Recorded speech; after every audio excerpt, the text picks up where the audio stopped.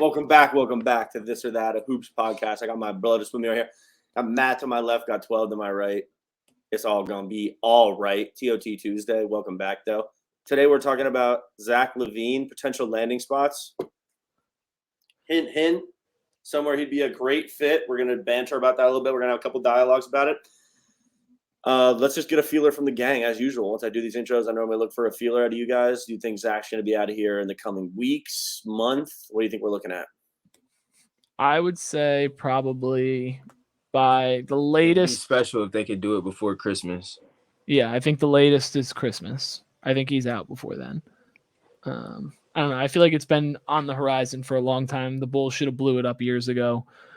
But yeah, I mean, I want to focus on the Nets specifically because I feel like the Nets are in that mid tier where like they could be good, they could be bad. We don't really know.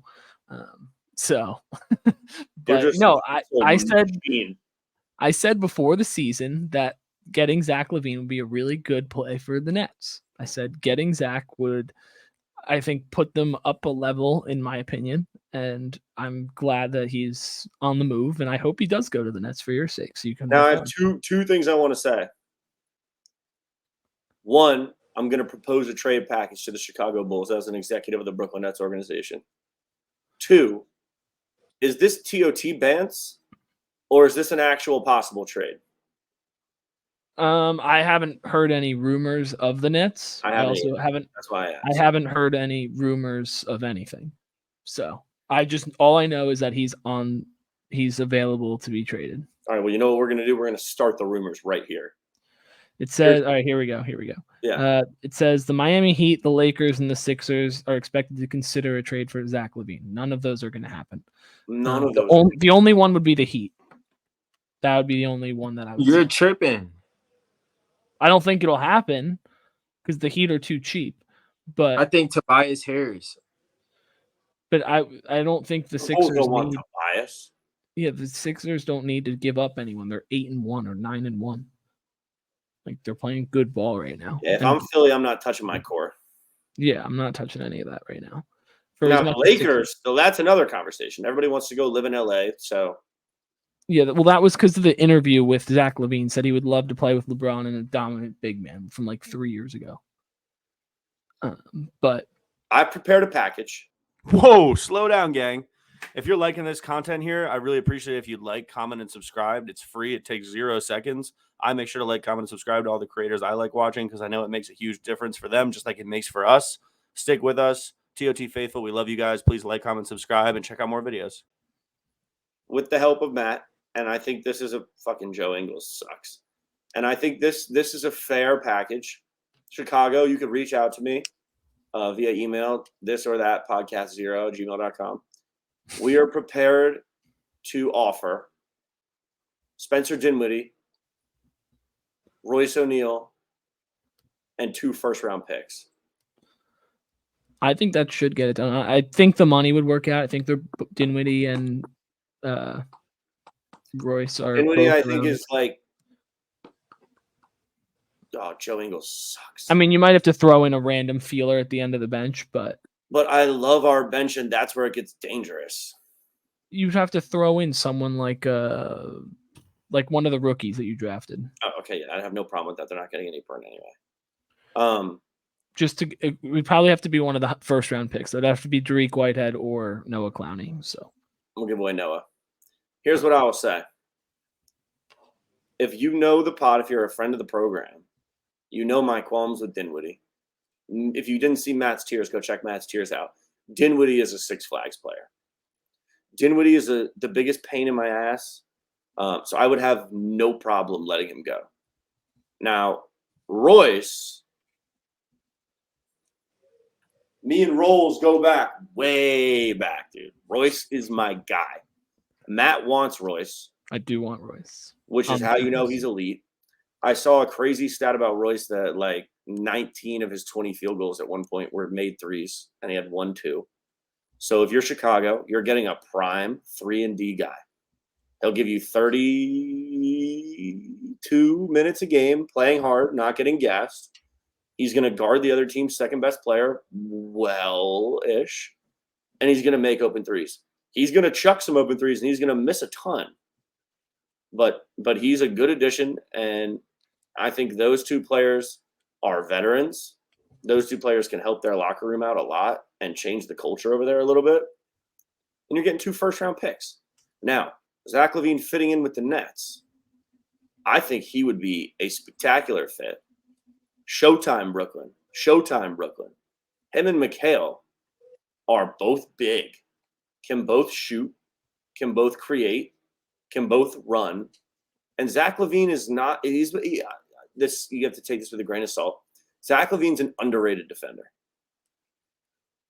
Don't watch enough Bulls to comment. Well, I'm just – he's strong. He'll defend if he's engaged. I just also think right now, who the fuck would want to be engaged on the Bulls? And we might not even be having this conversation if ZO2 wasn't hurt. Shout out ZO2. True. But, hey, he is hurt, so we're having the combo. 12, where are you at? I'm locked in on this game. But I don't mind. I don't mind Zach Lavine in Brooklyn. I think that he would have the right squad around him in order for him to be still that veteran presence that Brooklyn would need to win games. Coming from a scorer's perspective, like everybody knows Dinwiddie, but everybody knows Zach Lavine, and I feel like Zach Lavine can definitely produce more, with what Dinwiddie and Royce provide. And 2 first rounds, if y'all got 2 first rounds to give, We do. that's not bad, twin. Well, You have 2 first-round picks. we do, but we would literally just got 5 from the Suns. I'm saying we do, but that'd be a big chunk of our assets. True, but are you in the camp of waiting around for 2 years and pretty much you're banking on guys to develop? We draft well. Okay, fine. But Y'all do draft well. you have all of these vets on the floor and a couple of young guys in Cam and Clax and Mikal, I guess you can classify Lonnie as young. Walker. Fair enough, but Johnson. I think for a team like that to really take a jump, you need to make a big splash trade, in my opinion. But I don't know if Zach We've Lavine been down this road. Let's have a dialogue about this. We've been down this road with big splash trades. I think this is a mid-tier splash. it is, Yeah. which is why I don't know if I love it. I think in the right now it makes the Nets more competitive long term. I mean, you'd have him for at minimum 3 seasons, And an including this one. Then he can opt out or you can re-sign him or whatever. But I just think for the Nets, it would make them better, one, because Zach Lavine's obviously a better player than Dinwiddie or Royce. But you're also getting a consistent scorer, so to speak. Like Zach Lavine isn't going to shoot 2 of 12 very often, No, he's while not. Dinwiddie can do it every other night. Royce can do it every other night. And I feel like a lot of the guys on the Nets are like that. They're very up and down, and you don't know who you're going to get consistent, efficient numbers from. Like Mikal has been up and down shooting the ball this year. Cam Thomas is either going to score 40 on 25 shots or he's going to score 16 on 25 shots. Like there's it's very up and down. So I think getting a guy that you know is consistently going to shoot anywhere from 35 or 36 to 39, 40-ish% from 3 and give you good minutes attacking the hoop, all that stuff. I think Zach Lavine would be a perfect fit. I just don't know if it's enough to move the needle a little bit. If that's like to get you into the top tier. I'll say this as a Nets executive. Sean Marks is an eye candy guy. He's being better about it now. But if there's players who rip us apart, he takes note. The day before we got Cam Johnson and Mikal, they played a hell of a game against us. And I understand how the NBA works. Trades don't get made in 5 minutes. But you can't tell me that wasn't a factor. He just sees something and he's like, I want that guy. Yeah, Zach Lavine has torched the Nets. He gave us a 50 ball on the KD Kyrie team. I remember it vividly.